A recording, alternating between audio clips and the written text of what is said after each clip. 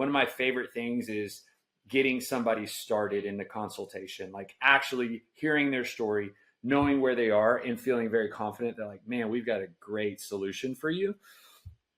And then ultimately like seeing them on their client journey. But that growth is 100% dependent. Like you're not going to get the days of just like open it up and people are going to show up are done. Like that's not happening. And there's so much more competition that's doing it way better than you that you have to play the game too. You're an inspiration to our entire organization. Welcome to the Gym Marketing Made Simple podcast.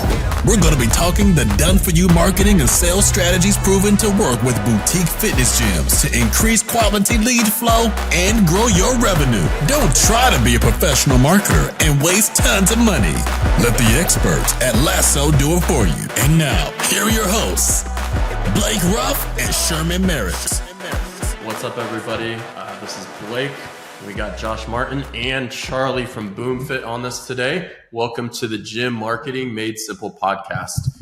Today we have one of our, this guy is, I haven't told him this yet, but a killer on when it comes to sales and responses. I forgot to mention this, Charlie, but I actually use a Go to Your Grow every single time and show people how to lead nurture and do it the right way. And the response times this guy has is like, within a minute, sometimes it's insane, which has led to him basically doing a gym that does anywhere from over $85,000 a month between his two locations. So Charlie, first, thanks for joining us today and taking the time out because you're running two successful gyms. So thanks for hopping on here, man.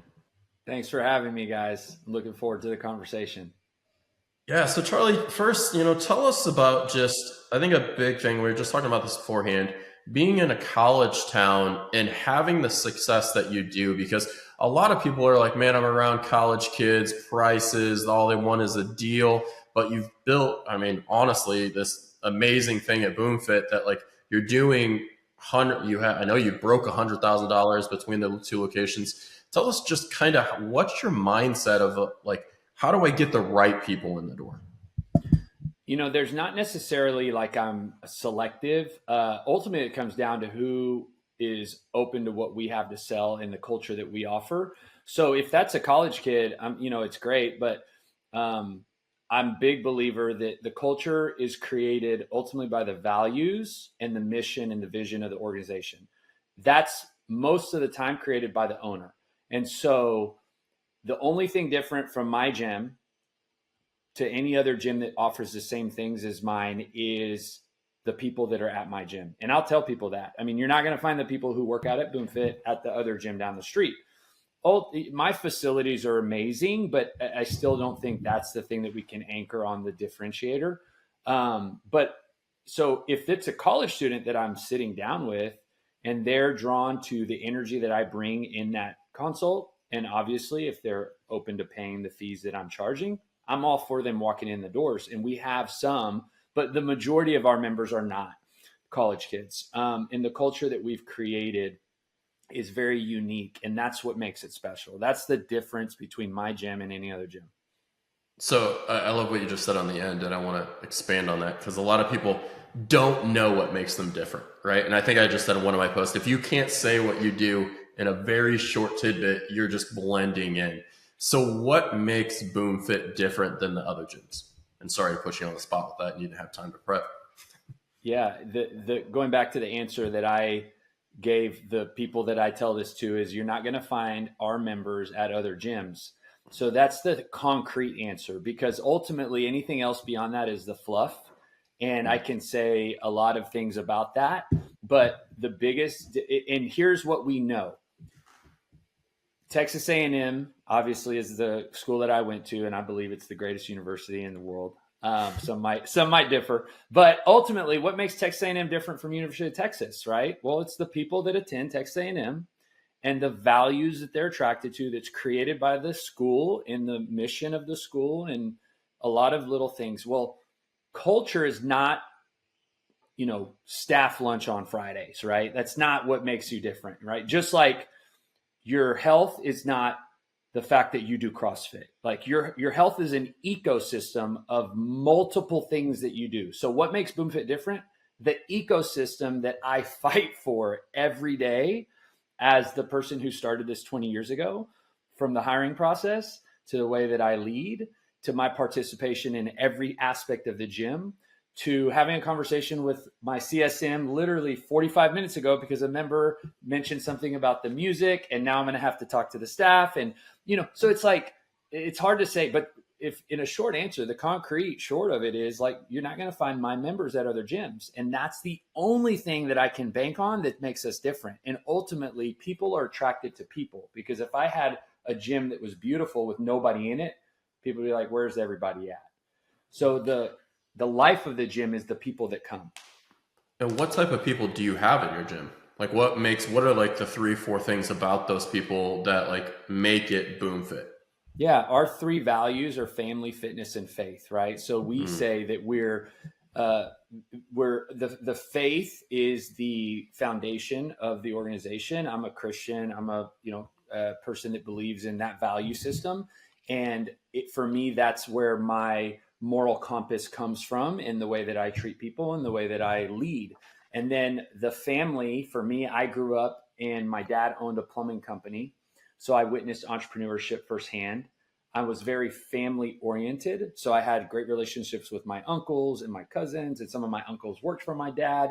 And so I grew up in like some of my dad's employees felt like they were like uncles. There was kind of this like, they kind of acted like they were family. So I don't know any other way than to cultivate a very family feeling. Now, how does that look in the gym? Well, over the years, I've enhanced that, right? So I'm big on everybody that walks in the door, right? Make them feel welcome. I remember being a kid, and when my high school friends would come over, I'd be like, hey, go say hi to my dad. Because I knew that if my friend would say hi to my dad would like the friend more. And so even at the gym, how does that translate? Well, it's like, hey, when a new member, a trial, or somebody who comes, a friend of somebody, let's make them, how can we go tell Jesse, who's been coming forever, to befriend this new person really quickly, and the coach to befriend, how can we add these little layers to make it feel family oriented? And then fitness is, in my opinion, first it starts with, I don't hire people that are not passionate about fitness. Like that, I think, is a part of our culture. It's like the coaches are a vibrant example of fitness, and that, we motivate each other. Like, I don't judge trainers that don't work out, but that's not going to be what's going to happen at BoomFit. And every person on my staff is fitness driven. So between the values and our mission is building better people. So our belief system is that it is not about the workout at all. I could care less what the workout of the day is, because that's not the thing that matters.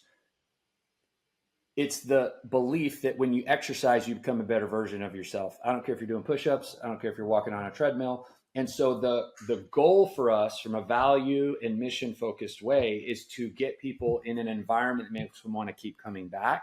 So what do? We celebrate you just for showing up. We make you want to come back. We are friendly. And I think a lot of gyms do that in their own way, because that's what has made this culture of fitness so strong. Our way is just the unique way that we do it, that would look different from other places. And that's where our members say, hey, I've dropped in gyms. It's not the same, but it's unique in the same way that maybe another gym would say it's unique at their gym. Yeah. And I think, I remember I started with personal training. I had a very influential guy, and like he was like in his 70s, but like the dude would buy $3 million paintings for his house, like just ridiculous. I went to like one of his parties, like tomahawk steaks everywhere. It was crazy. But he was like, why would I hire a trainer that isn't somebody that I want to look like, that doesn't look like they work out themselves, right? And so like, you have to, and it's not like everybody has to have a 6-pack abs, but they have to look like they enjoy fitness, because they're essentially the billboard of your business, right? Like if they go out with a BoomFit coach shirt and they're, don't look like they've ever stepped foot in a gym, well, it's not a great representation. They're like, I wouldn't believe that gym would get me results, right? Because you said fitness is like, I think, and one thing, my next question is like, you have an amazing, and I think people can take a lot from like, what do you do when they get in the gym, right? But I guess a question for you, and you work with us in marketing, but what is the funnel to get people in the door, right? Like, that's great, Charlie. Like, I get them in, like, you're awesome at keeping them and making them feel family focused and like a great community. But what are you doing differently than, or maybe you feel, than other gyms to grow it? Oh, dude, 100%. This is the plug for you guys. Like, I was telling somebody the other day, if you're not doing paid ads and you're not proactive in this area, and I've been that gym owner, so I fully know that life, you're not going to grow. And, you know, if you're not growing, you're going backwards.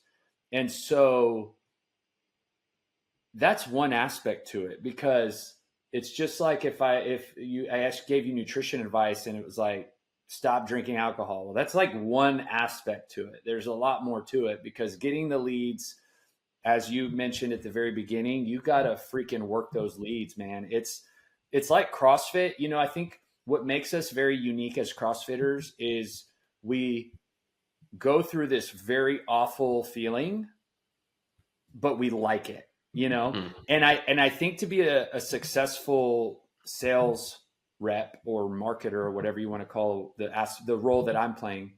And I've had a lot of people not do it well, enough to say that, like, it takes a very unique person to embrace the lead nurture and the sales aspect of a gym. And so that's how you grow your gym. You get and I told this to you guys before I started with y'all. I've done this before. I did it with Factory Forged in 2017, which was kind of when I learned it. I did it with Two Brain. I've done it myself, where I did all the ad creation, and I've done very well on all those, but it's kind of like training for, you know, something really hard. You just got to get your mind right. And you got to know that, hey, I'm the guy right now, and you got to grind it out, because once you get them in the door and you sign, and I find a lot of joy in that. Like, one of my favorite things is getting somebody started in the consultation, like actually hearing their story, knowing where they are, and feeling very confident that, like, man, we've got a great solution for you. And then ultimately, like, seeing them on their client journey. But that growth is 100% dependent. Like, you're not going to get the days of just like open it up and people are going to show up are done. Like, that's not happening. And there's so much more competition that's doing it way better than you, that you have to play the game too. And so, if you're not willing to do that, then, you know, the sad truth is you're just going to be stagnant. You know, you're not going to grow.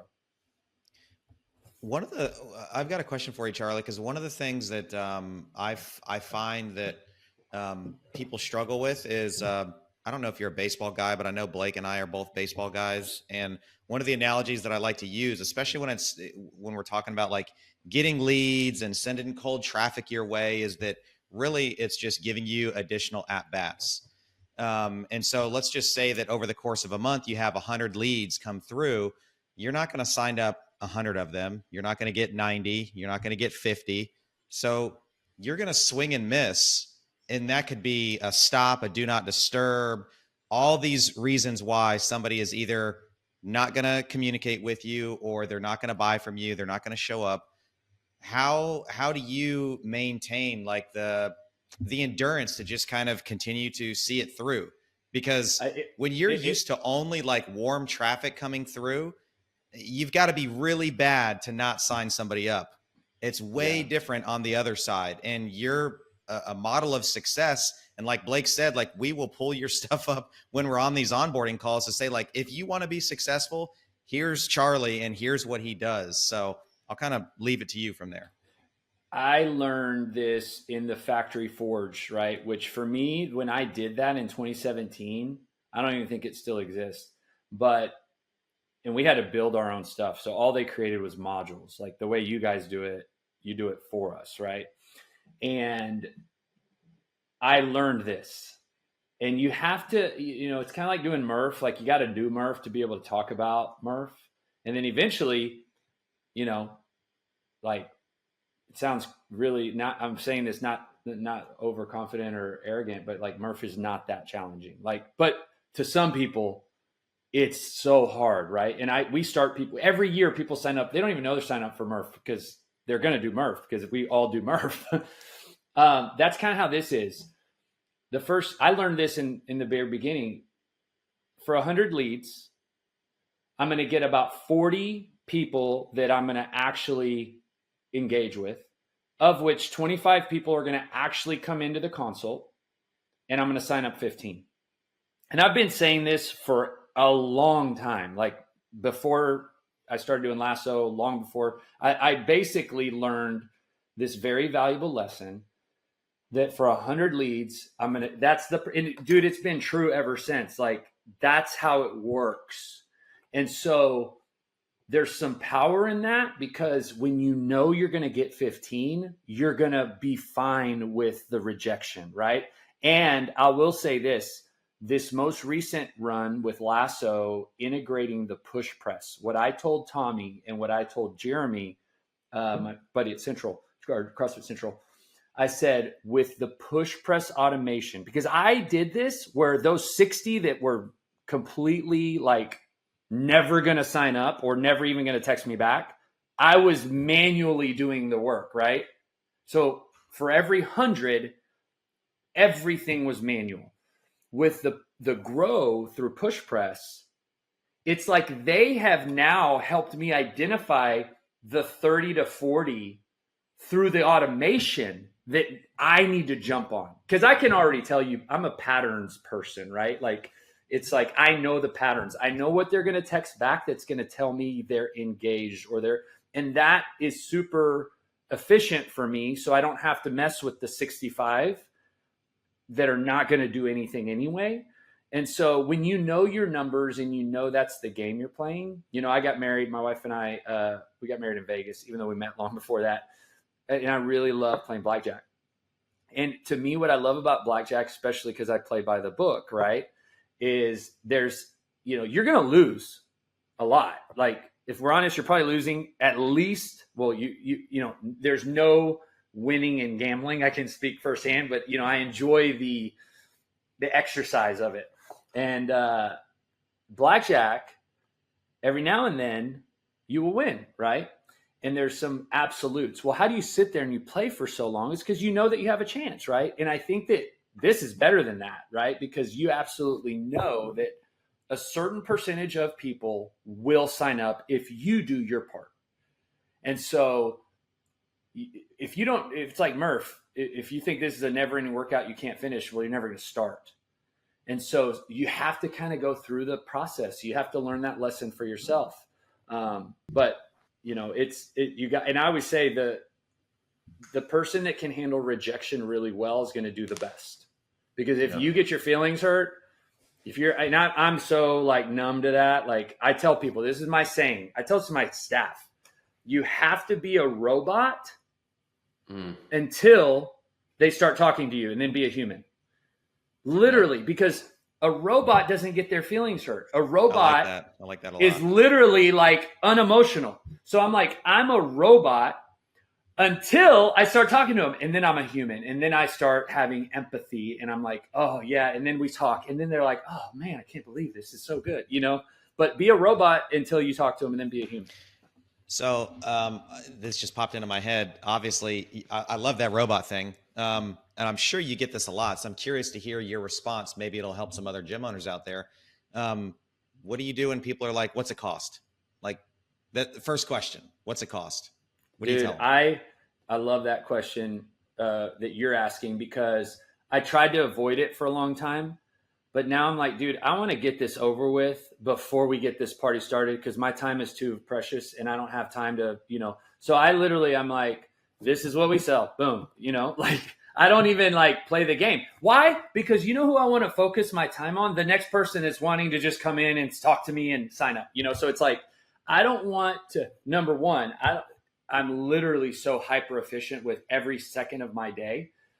I don't want to give that conversation more time, much less schedule a consultation that will probably end up in a no or not showing up, And so I just want to get to the 15, man.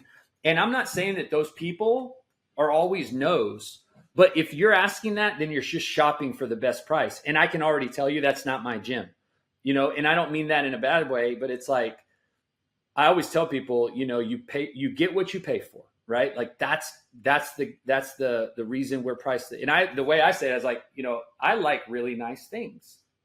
So I'm going to spend a lot of the money that we make on nice things for the gym, so anybody who's been around my gym forever, I've made more improvements every year, all the time, expansions, things and so you can't charge, nothing and do those things. So we have to charge what we charge to create the culture that we have, create the environment that we have. So if they ask for the price, I'm going to tell them. I mean, I'm not going to try to play the game of like, well, I got to meet with you to figure out what your goals are. No, it's like, this is the price. Yeah. And, I don't want to go too far down, but like one thing I notice you do all the time, and I pointed out to clients that just start with us, is like you see when people respond, you don't waste time texting them. You just call them immediately.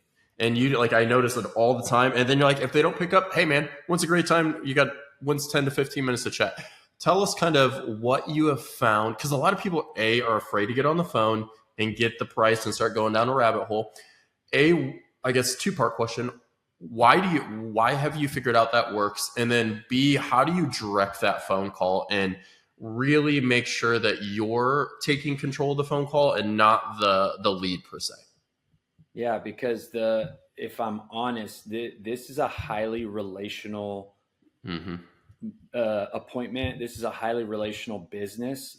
This is the reason our businesses are successful is because we're really good at relationships, and a text relationship is not highly relational.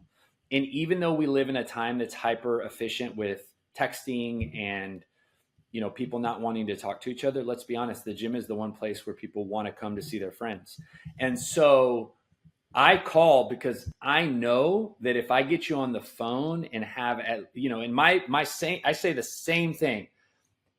Hey, Blake, this is Charlie, the owner at BoomFit. Thanks so much for clicking on the ad. Just calling to see what you're looking for. That literally in my inflection, in my tone, and I sound like I want to actually talk to you. And I can tell how they respond, whether or not this is going to result in anything, and I've been hung up on. So it's literally, I'm like, that doesn't hurt my feelings. And then I'll text them right back and be like, hey, I think we got disconnected. Let me know when's a good time. And it doesn't happen a lot, but I want to get you on the phone so we can schedule time, because I also don't want to play the game of trying to schedule. Like I need to have my calendar on the computer. I need to have you on the phone, and I need to schedule your consult like ASAP. And that's way better to be done on the phone. Yeah. I think, people, you have to be good on the phone. And you have, I think one thing you said that people probably aren't listening enough to is you have to be enthusiastic. And actually, hey, Charlie, or hey, Blake, it's Charlie from Boom. You're like, dude, I don't want to talk to this. He didn't even sound excited, right? But that's one thing, Josh connected with a long story, but looking at a vacation home and then connect me with a real estate agent. Guy was like, hey man, do you know this CrossFit owner? I'm like, no clue. I know what you're trying to do. I appreciate it. I'm kind of like, let's get to the nuts and bolts of things. But if you're not excited about people don't want to talk to you. And then I think I see it everywhere. And I said it a while ago and I wish I would have coined the phrase, but everybody is wants to do AI. What's AI? Can I do AI phone calls? All this stuff. And I'm like, AI will become the new zero on your phone. Remember when you get the operator, you're like, zero, I just want to talk to a human. Well, now it's the same thing. I just want to still talk to a human. Get me off this AI thing. I don't want to talk to a robot. So I think really it's a process of what you said earlier, be a robot, be emotionless, right? Because I think that's why a lot of people stop paid marketing. Just because, and we say look, if you get 100 leads, that means 85 people are going to tell you, no, not right now. Or let's be honest, something not very kind. Yeah. And you have a week of that and you're like, this isn't working. It's not working. Everybody said no this week, right? And then the next week you hit a bunch of home runs, single doubles, whatever. But you have to step back and look at those numbers. Like you said, I know that I'm going to close it. You probably close, honestly, probably more than 20%. But I'm going to close 15 to 20%. And that's just the number I'm going to focus on. I'm not going to focus on the no's. I'm going to focus on the yeses. And then the other thing is stop trying, actually care about the people you're talking to. Oh, right. Yes. Because if you're just trying to sell them, they can feel that. But when you have a conversation, and I think this goes to, like you said earlier, the faith part and the community family part of it, like the gym, I'm going to genuinely show you from the very first phone call why we're different, right? Orange Theory is talking about, hey, this just come in for a free day, like not talking about them.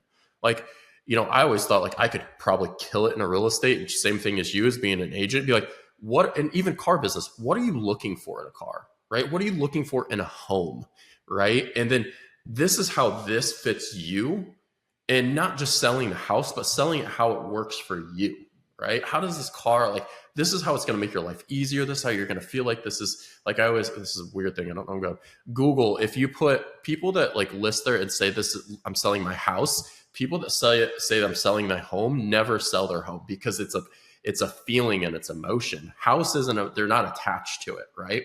So the same thing with the gym. How can you make it feel like their emotions are attached to the sell versus not? Changes everything in the perspective. Yeah.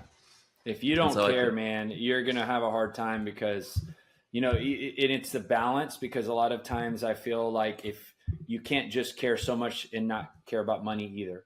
Like there has to be the tension has to exist where you have to be very financially motivated, but you also have to be very passionate about helping people, and those are the best ones that I've seen succeed. But I do think on the other side of that too, the people that you actually want in the gym understand that you're running a business, right? Yes. And they don't actually try to nickel and dime you. They're either business owners themselves. They're like, hey man, a quality service is going to cost me money. I'm not going to try to like the best client. I always say, the best advice I got from a client of mine that owned a pediatric dentistry was like, there's going to be 5% of the world that you can never make happy. Focus on the 95%. Mm-hmm. Because those 5% are going to talk about discounts. They're going to just blow you up about stuff and like give you a ton of headaches. Stop focusing on them, because it's keeping you from the 95%. So the ones that understand that like you're running a business are going to treat it as such. Yeah. Can I ask you to maybe just unpack the financially motivated piece a little bit more? Because something that we talk about like behind the scenes at Lasso is the owners that are the most successful, they know their numbers. Like this sounds terrible, and I don't mean it to sound this way, but like the ones that don't, they never have any of their figures in front of them. They can't tell you leads or their revenue or anything. But gosh darn it, if I ask them their Murph time or their Fran time or their deadlift, they know it to the 10th of a second and the 100th of a pound. So unpack that a little bit more, because I know it's not just everything that I know about you in this conversation. It's not like I'm just trying to squeeze them for every dollar, but there does have to be some financial incentive and motivation for you. So I'd just love for you to maybe say another couple words about that. Yeah. I think I'm going to use an illustration because it might help somebody listening. It's like to do CrossFit, you have to be competitive if you want to do it at a high level. Even if I'm not going to the CrossFit games, I was working out 3 hours ago, doing bar muscle ups, overhead squat, not anything like a high level athlete. But why do I do that? Because I'm competitive. Like that's why I do CrossFit. If you want to be successful, not just in owning a gym, I think in being an entrepreneur, small business owner, any size business, you're financially motivated, right? There has to be a reason that you want to hit $100,000 a month or, $500,000 a year or whatever that benchmark is. And if you don't have that, it's kind of like the person who's not making progress in CrossFit because they're just kind of going through the motions, and you're not going to be challenging yourself. And so I fully respect people not being financially motivated, but they need to go work for someone and actually like do a task really well. Yep. that they can either earn, and not say that it's a gym, because I think personal trainers have to be business builders. Like my personal trainers, I refer to them as business builders because they have to be like an entrepreneur in the same way that an owner would be. And so, but there's jobs out there that you can make a fixed income, do tasks, and not have to, do the stuff that we have to do every day in terms of sales and growth that require us from our businesses. I love that, man. That's a hard truth too. Yeah. Yeah. Yeah. Yeah, And I think one that's thing one thing. I wanted to add, so I have a big calendar in my office, and it's the one from Jesse Itzler. It's called the Big Ass Yeah. Calendar, and I track every day the number of consults, number of closed, and the dollar amount, right? And then at the end of the month, it's the revenue totals, and it's so fascinating to see, like when there's a streak of zeros, because I mean that in a good way. Like, a couple of my best months had like 10-day streaks of zeros. And that's just to tell you that's the game you're playing. And then all of a sudden it's like, boom, boom, boom. Like you hit like 3 days. It's like, whoa. You know what I mean? And so you have to know that that's part of the game that you're playing. And visually to see it's, again, imagine what's that movie, The Pursuit of Happiness? Will Smith, he does such a good job. You're taking those things to go sell every day. You're literally leaving your house and you're trying to sell the thing. And for 10 days, you don't sell one. I mean, that's a hard life, right? Yeah. And then all of a sudden you sell 15 in 3 days, and but when that's the roller coaster that you're on, and that's the game that you're signed up for, the thing that I just have to continue to get is fed the names, right? Like I'm under the assumption that if those keep coming in, I can keep doing the work, Yeah, I like that long-term perspective thinking, because you're just extending that time horizon, right? It's like, I know these zeros aren't going to go on forever. And so you're that much closer to the next yes. Yeah. Well, and I think the zeros too challenge you in a way like, okay, what could I be doing more than just dependent on these ads, right? Like, I mean, it's not like I had a rental house one time and my tenant bailed, and then I didn't get a tenant for like 6 months. And this was 2012. And I was like, I ended up selling the house. And now I'm like, why didn't I go find a tenant? Like I was so dependent on the realtor. I could have done a lot more than I did than just sit around and wait for the realtor to find me a tenant. And so it's the same idea, man. When I see zeros, it's like, okay, what can I do instead of just waiting for somebody to click on my website or click on my ad? How can I go find business, right? If let's say you're in a real crisis and I've been in those before in my business. Yep. Charlie, got two-part question to kind of wrap this up, because I think this is everything you've said. There's been so much there between just mindset, and I think that's a huge one. How you practically do things, being in a competitive environment when they come in the door. But what would you tell, the first part would be, what would you tell a gym owner, like what has made, and this is maybe, I'll just say it's a plug for us, what has made Lasso different in your success? But then also, I got asked this one time on a podcast, and it was just prompted, like it wasn't even like wasn't prepared, but what's one piece of advice as a gym owner that has like either gotten you to where you are, or just something that you feel that would be super beneficial for people to hear, to be like, this is like one nugget that I've always, like one thing, and like Jeff Smith told me, is like, everybody is going to leave your gym at some point. Don't be emotional about it, right? And don't attach it to that, because sooner or later, everybody's going to leave. And I was like, man, that was so good. So it just helped, right? So what are those two answers to that? I think I'll do the Lasso part second, but the part to a gym owner is your gym is going to be as successful as you are excited about it. And I've been a gym owner for 20 years. So I can speak to that from times that I have not been excited, and my gym reflects it financially, culturally, in all the ways. And so if you're not excited about your gym right now, that's probably why you're not doing well. And how do you get excited about your gym? Well, I can't answer that question. That's for you to kind of dive deep into why you're doing this. And I think burnout or some degree of it can be a very real thing. So finding a healthy cadence, not being staffed up can be a very real thing that challenges you. Having betrayal is always the thing that has probably crushed me the most. That's the only times that I want to quit and I want to just not do this, is when I feel betrayed, because I'm so highly relational.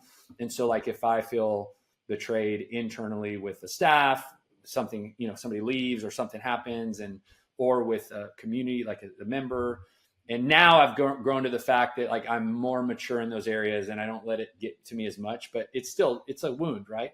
So, if you're in a season of like you feel stuck or you're not doing well, I mean, I would just look in the mirror and be like, dude, why am I not fired up about going to the gym every day? Like that, answer that question more than you're not getting leads, right? Because, when you're excited about your gym, you're running through brick walls and growth is happening and people are feeding off of your energy because you're the freaking owner. And so, but when you're not, you're probably not there as much. You're not engaged. You're just a Debbie Downer. And then the second part for me, what Lasso has done, and I will say this,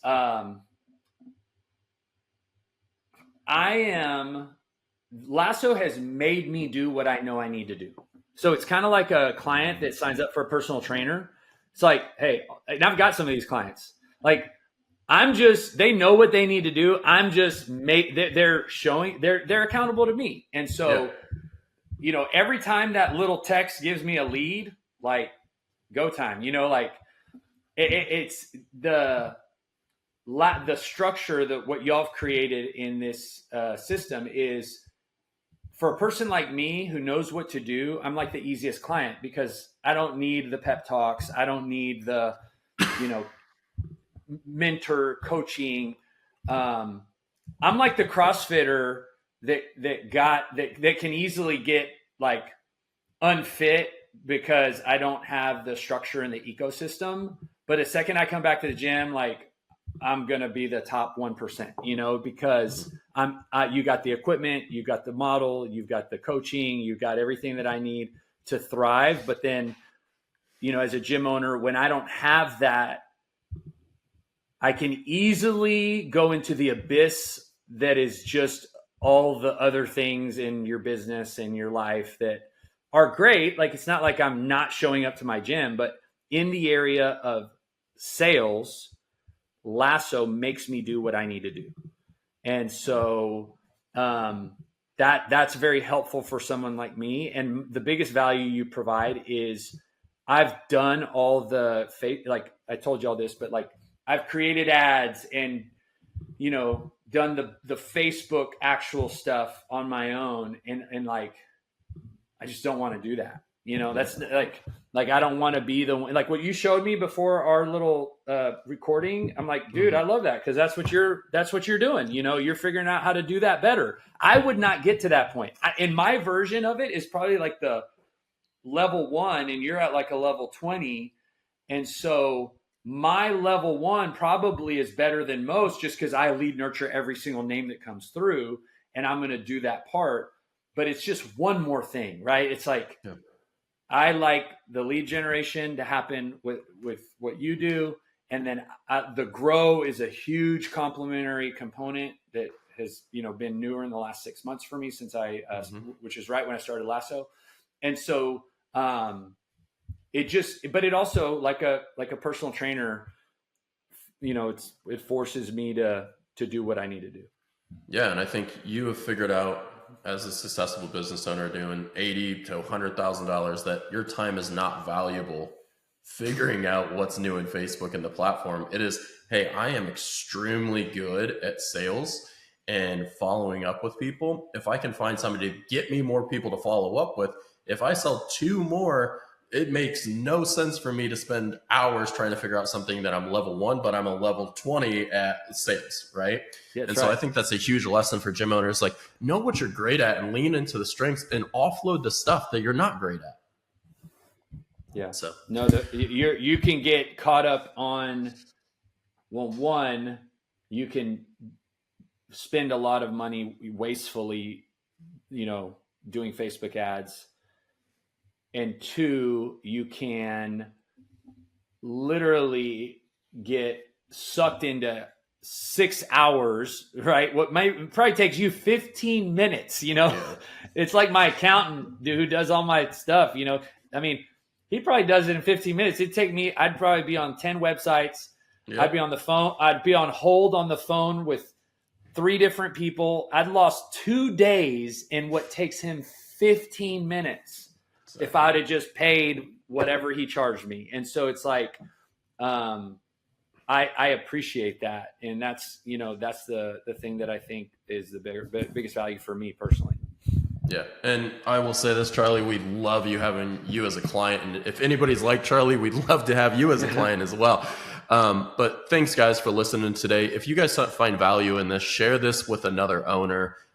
Charlie, this is no joke. Charlie is in the top 5% of our clients and what he does and just doing the stuff and just practitioner of hey guys, just get me the leads. I'll sign them up kind of thing. So again, thanks Charlie for hopping on today. Really appreciate your time, man. And then thanks guys. Yeah, we'll see you guys next week. Yeah. Thank you for listening to the Gym Marketing Made Simple podcast with Blake Ruff and Sherman Merricks. We hope you enjoyed. We believe marketing should increase revenue and not waste money. So book your free call today. Head on over to lassoframework.com. That's lassoframework.com and find the right words, get more customers, and increase your revenue. We'll see you here next time.